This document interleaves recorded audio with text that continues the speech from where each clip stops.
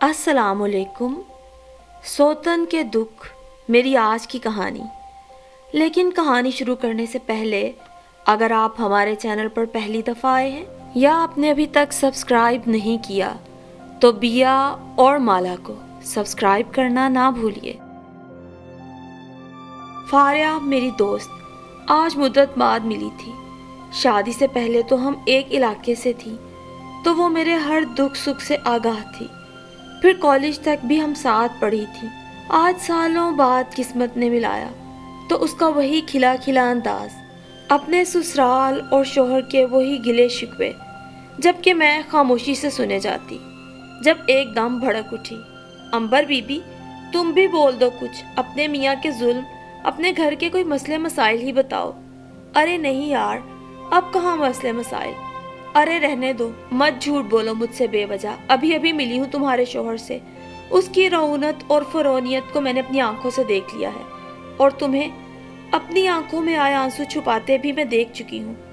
दरअसल फारिया मुद्दत बाद आई थी तो मुझे अपने साथ डिनर पर ले जाने की ऑफर कर रही थी। जब मैं हशमत से इजाज़त लेने पहुंची तो खूब सीखपा हुए, और ये पूरा मंजर फारिया की घाग नज़रों से छुपा ना रहा था। क्या होता अंबर अगर तुम, हमारा जो क्लास फेलो अली यूसुफ जई था, तुम पे इस शिद्दत से मरता था, उसके रिश्ते को हाँ कर देती। उसकी मोहब्बत को तुमने बहुत बुरी तरह नज़रअंदाज किया। अंबर अगर तुम उसकी मोहब्बत का जवाब मोहब्बत से देती तो शायद आज तुम्हारी ज़िंदगी की कहानी बहुत मुख्तलिफ होती। पता है वो मिनिस्टर बन गया है, कल ही टीवी पर खबर आई। उसे देखा तो एक बार फिर मुझे तुम पर गुस्सा आने लगा। जानती थी मैं सब, अली की मोहब्बत भी और अपने बाबा और ख़ानदान के रिवाजों को भी फारिया, इसलिए हर रोज़ मरने से बेहतर मैंने एक दफ़ा मर जाने को जाना। मालूम है फारिया, औरत मर्द की मोहब्बत में उसके पीछे सारा ख़ानदान छोड़ के भी हर रात कांटों पर ही सोती है, तो क्या फ़ायदा ऐसे ख्वाब देखने का या दिखाने का। इसलिए मैंने अपने दिल पर दिमाग की बात को तरजीह दी। वाह भाई, मुझे भी सिखा दो, तुम कैसे इतनी पुरसकून रहती हो। इतनी आफतें तुम्हारे इर्द गिर्द से गुजर जाती हैं और तुम मुस्कुराती रहती हो। कैसे तुम्हारी तरह बेहिस बन सकती हूँ मैं। बेहिस नहीं फारिया, मैं बेहिस तो नहीं हूँ, मगर बाज़ औक़ात ऐसा होता है, इंसान जब बहुत ज़्यादा बाशऊर हो जाता है तो दूसरे उसे बेहिस समझने लगते हैं। और सुनो, ये कोई जादू नहीं कि तुम्हें एक दिन में सिखा दूँ। यह तो ज़िंदगी भर की मेहनत है जो ज़िंदगी हर इंसान से करवाती है। अब ये सीखने वाले पर है कि वो ज़िंदगी से क्या सीखता है, मुस्कुरा कर वक्त गुजारना या रो के और गिले करके हमेशा दूसरों को दुखी रखना। अच्छा भाई छोड़ो अपना फ़लसफ़ा, फिर कभी आऊँगी ये सुनने। जानती हूँ तुम बहुत बदल गई हो, बहुत बाशऊर हो गई हो। फारिया ये कहकर हंसती मुस्कुराती चली गई, और मैं उस पागल को भला कैसे अपनी दिल और रूह के ज़ख्म दिखाकर दुखी करती। उसे तो बहला दिया था, मगर एकदम मेरे सामने माजी के औराक खुलने लगे। मेरी अम्मी सोफिया बानो शहर के एक मुतवस्सित मगर पढ़े लिखे घराने से ताल्लुक़ रखती थी, जबकि वालिद ताहिर शाह साहिवाल के ज़मींदार घराने के चश्मो चराग थे।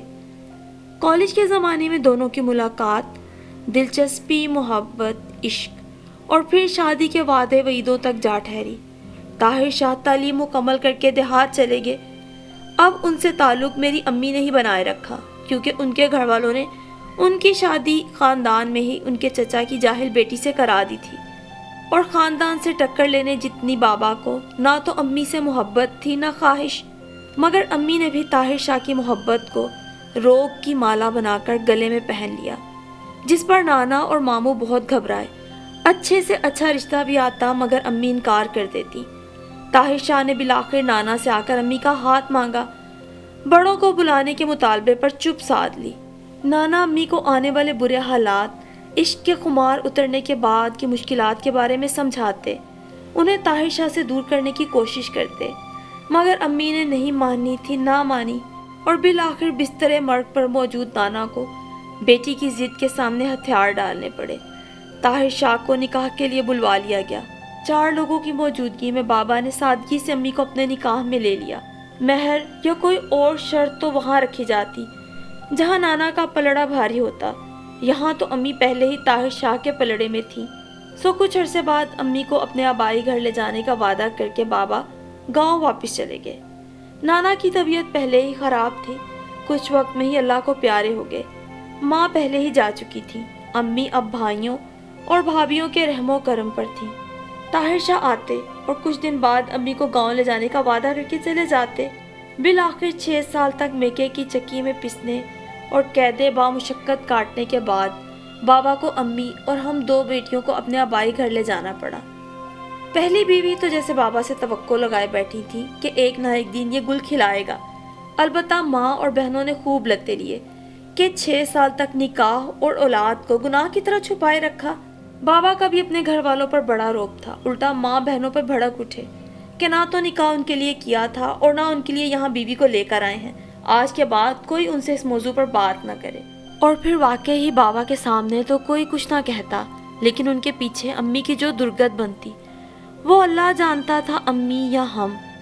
گھر میں امی کا اور ہمارا درجہ ملازمین سے بھی کم تھا۔ بہت زیادہ ملازمین ہونے کے باوجود گھر کا بیشتر کام امی کے ذمہ لگا دیا گیا۔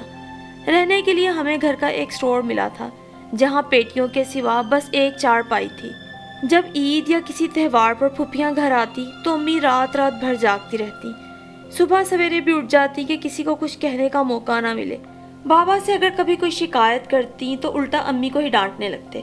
مجھے شکوے شکایت سننے کی عادت نہیں، میرے پاس اتنا فالتو وقت نہیں ہے کہ تم عورتوں کے جھگڑے ہی نمٹاتا رہوں، اور بچوں کو بھی سمجھا دو یہاں رہنا ہے تو یہاں کے طور طریقوں سے رہیں، ماموں کے گھر کی عادتیں چھوڑ دیں۔ ادھر امی بابا کے یہ سب بدلتے روپ بے بسی سے دیکھے جاتی، کر بھی کیا سکتی تھی، بس دل مار کے بیٹھ جاتی۔ ہمارا بھی دل چاہتا کبھی بابا کی گود میں بیٹھیں، ان سے لاڈ اٹھوائیں، مگر بابا کے پاس ہمارے لیے فرصت ہی کہاں تھی۔ لوگ کہتے ہیں دوسری بیوی شوہر کی لاڈلی ہوتی ہے، مگر یہاں حساب بالکل الٹ تھا۔ ہمیں اور امی کو گھر میں نوکروں سے بدتر سمجھا جاتا تھا۔ اگر ہم کسی شے کو ہاتھ لگاتے تو 2 تھپڑ منہ پہ رسید کر کے چیز پکڑ کے واپس رکھ دی جاتی۔ پہلی امی کے بھی 3 بچے تھے، ایک بیٹا اور 2 بیٹیاں۔ شاید ہم سب بہن بھائی بچپن سے ساتھ رہے ہوتے تو کوئی محبت نہیں، انسیت تو پیدا ہو ہی جاتی۔ جب ہم ملے میں 5 سال کی تھی، میرا بڑا بھائی 10 سال کا، اس لیے سوتیلے پن کا زہر کہیں نہ کہیں ہمارے دماغوں میں بری طرح گھول کر ڈال دیا گیا تھا۔ یہ بھی شکر تھا کہ بابا نے ہم بہنوں کو بھی اسکول میں داخل کروا دیا۔ جب کبھی بابا امی پر مہربان ہوتے اور ان کے ساتھ وقت گزارنے آتے تو امی لاڈ سے شکایت کرتی، یہاں میرا دم گھٹتا ہے طاہر، کام والی سے زیادہ میری اوقات نہیں، تم ہمیں شہر لے جاؤ، بھلے ایک کمرہ لے دو۔ جس پر بابا اور بھڑک اٹھتے، یہاں رہنا ہے تو طریقے سے رہو، ورنہ اپنے بھائیوں کے گھر چلی جاؤ، وہیں آ کے مل لیا کروں گا۔ اور میکے کی امی کو کوئی سپورٹ نہ تھی، کیونکہ گھر والوں کی مخالفت کے باوجود بابا سے نکاح کیا تھا۔ وقت کا کام ہے گزرنا، لہٰذا گزرتا ہی گیا۔ انہی حالات میں ہم پل کر بڑے ہوئے تھے۔ بابا کے گھر سے 2 گھر چھوڑ کے فاریہ کا گھر تھا۔ ہم اسکول میں بھی ساتھ تھے اور پھر کالج میں بھی ایک ساتھ ہی ایڈمیشن ہوا تو پکی دوستی ہو گئی۔ میں نے امی کو کبھی خوش نہ دیکھا تھا، ایک تو وہ خاندان کو بیٹا نہ دے سکی، دوسرا پہلی بیوی خاندان سے تھی۔ وقت کے ساتھ ساتھ امی کو بالکل دیوار سے لگا دیا گیا، زمین جائیداد کا خیال، بچوں کے بھی کھیڑے۔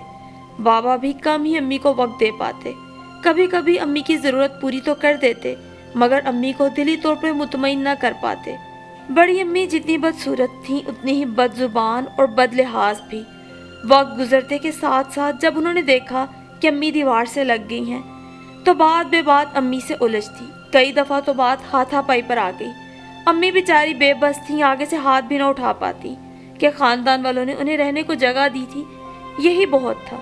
اور اب تو بات بے بات جب بھی بڑی امی میری امی سے لڑتی انہیں یہی دانا دیتی، دیکھنا صوفیہ، ایک دن تیری بیٹیاں بھی عشق کریں گی، نکاح کریں گی اور بھاگ جائیں گی، پھر تجھے پتا چلے گا کہ کیسے تو نے میرے حق پہ ڈاکہ ڈالا، میرے شوہر سے زبردستی نکاح کیا۔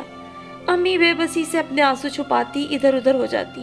میں بڑی ہو رہی تھی، امی کو خوش نہ دیکھتی تو اکثر ان سے الجھ پڑتی کہ آپ کو بابا جان کے بارے میں سب کچھ پتا تھا، ان کے بیوی بچے ہیں، پھر جان بوجھ کر آپ نے اس آگ میں کودنے کا فیصلہ کیوں کیا تھا امی؟ تمہارے بابا نے مجھ سے یہ نہیں کہا تھا کہ میں اپنی پہلی بیوی کے ساتھ رکھوں گا تمہیں، یہ بھی تو نہیں کہا ہوگا نا کہ الگ گھر لے کے دوں گا۔ ہاں، امی شرمندہ سی ہو کر کہتی، پھر امی سیدھی سی بات ہے نا، ان کا یہی مقصد ہوگا کہ آپ ماموں کے گھر ہی رہیں ہمیشہ۔ ہاں شاید، امی آہستگی سے کہتی۔ تو پھر رہتی نہ وہیں، کیوں آئی یہاں امی آپ اپنی اور ہماری بے عزتی کروانے؟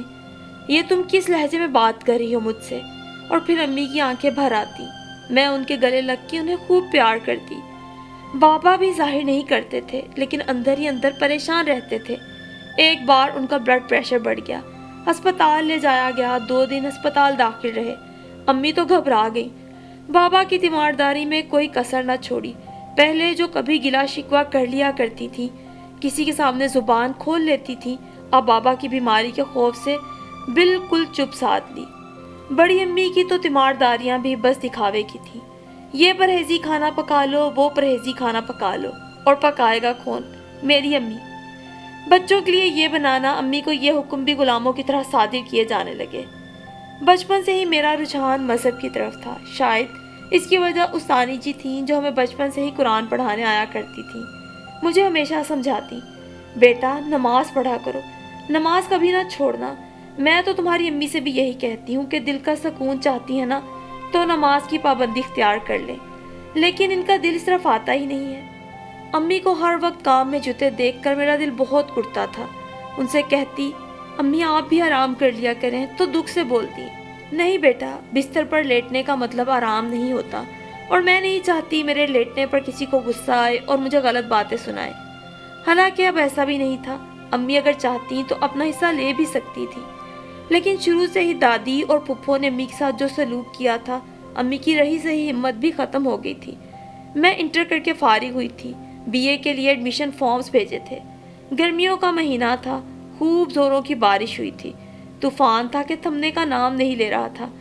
بابا زمینوں سے واپس آ رہے تھے، راستے میں دل کا شدید دورہ پڑا، ہسپتال جاتے راستے میں ہی دم توڑ گئے، گھر میں قیامت ٹوٹ پڑی۔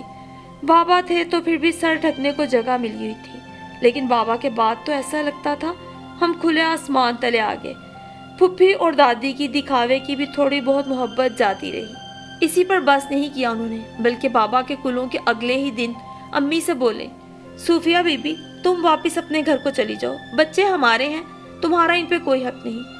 امی رو رو کر احتجاج بلند کرنے لگی، نہیں نہیں، اس گھر پر بچوں کے ساتھ میرا بھی حق ہے، میں ماں ہوں ان کی، تو پھر ساتھ لے جاؤ۔ یہ چچا کی آواز تھی۔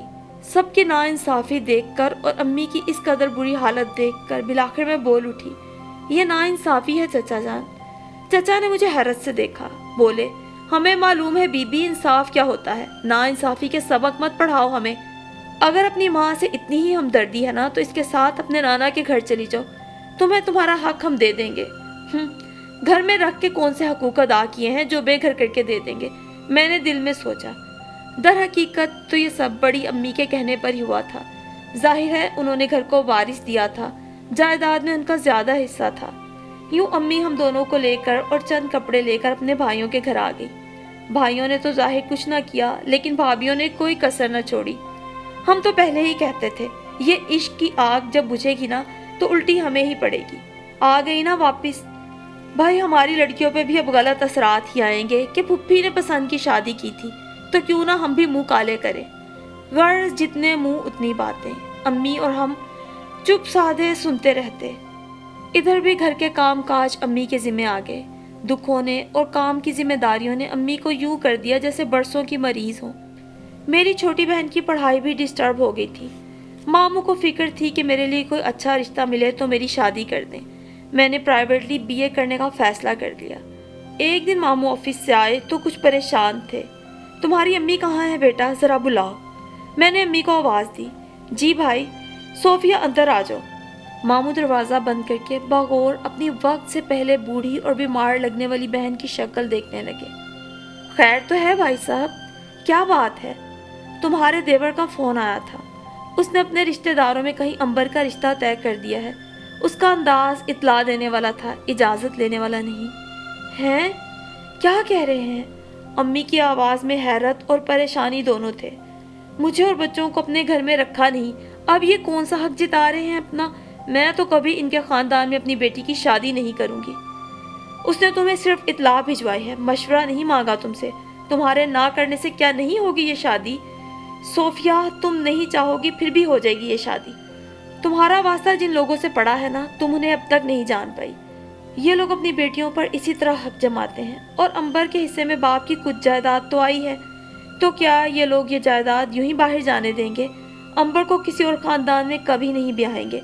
अपनी जायदाद तुम्हारे या तुम्हारे किसी रिश्तेदार के हवाले भी नहीं करेंगे।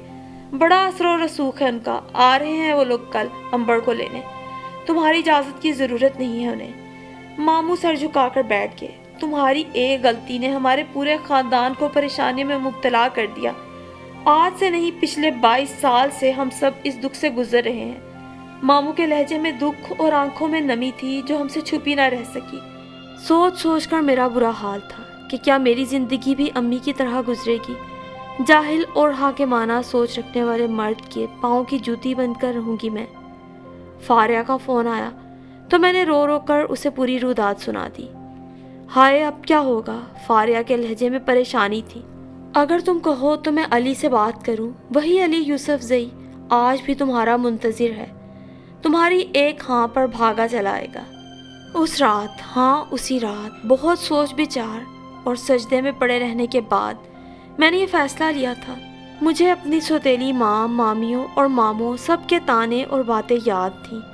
इसीलिए मैंने अपने बड़ों के सामने सर झुका दिया, ना कि अपनी अम्मी की तरह अपनी मोहब्बत अली से शादी करके रोज़ कांटों की सेज पे सोने का फ़ैसला। अगले दिन चचा आकर मुझे, अम्मी और मेरी छोटी बहन को अपने साथ ले गए।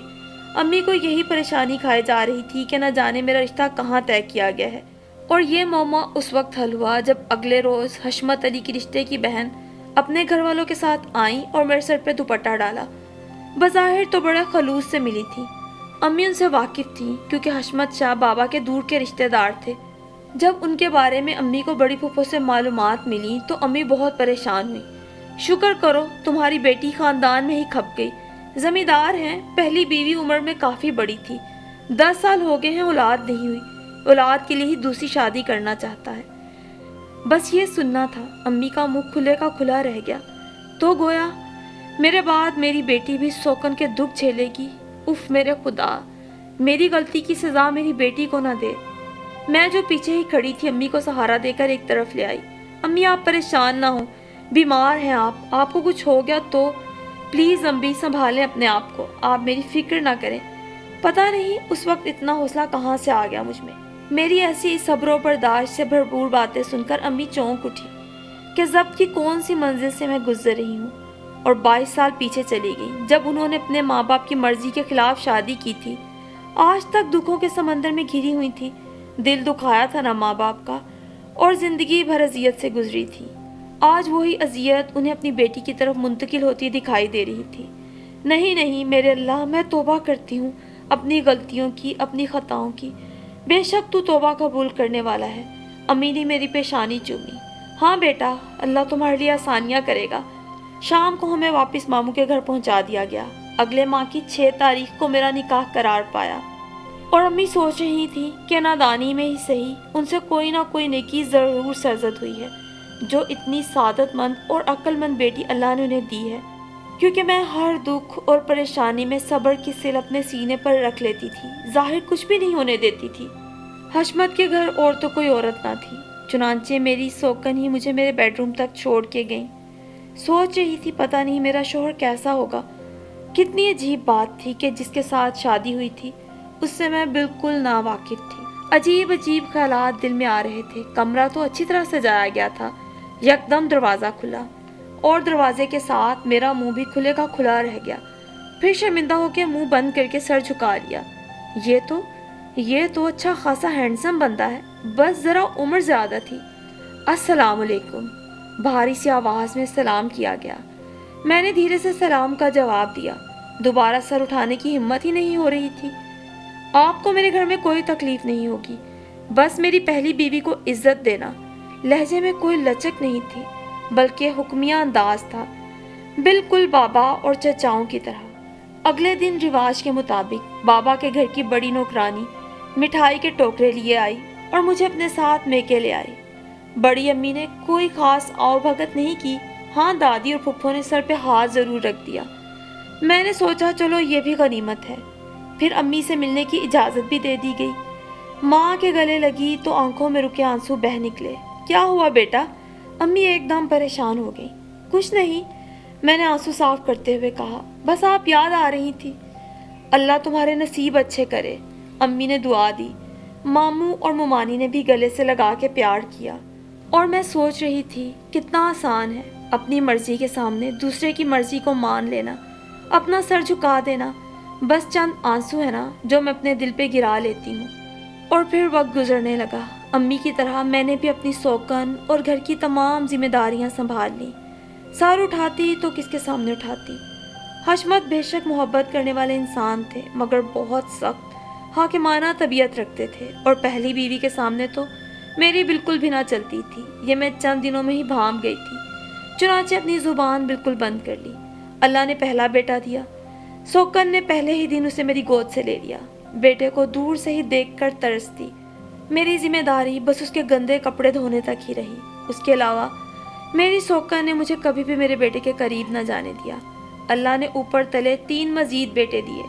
ان کو بھی میری سوکن اپنے قابو میں رکھتی، سب کو اپنے پاس ہی سلاتی۔ نہ جانے اس کے اندر ایسا کون سا خوف تھا۔